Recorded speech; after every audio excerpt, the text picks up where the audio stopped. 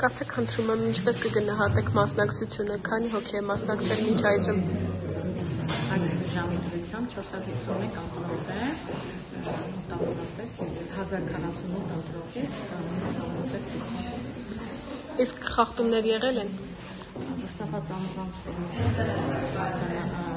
վարձատրվել է, մենք գրավում ենք արձանագրել։ Ես որ եկա, մի տատիկ շատ վրդովված դուրս էր գալիս ու բողոքում էր, որ իրեն թույլ չեն տվել օգնել։ Ինչու թույլ չեն տվել։ Չէ՞ որ ինքը ունի այդ իրավունքը։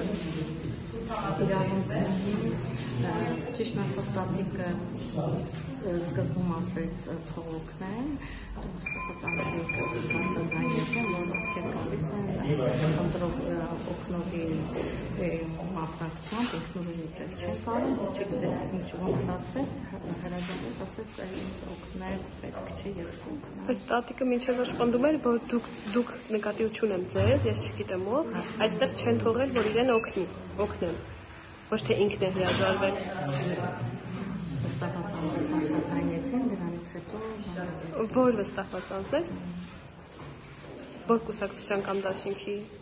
կողմից։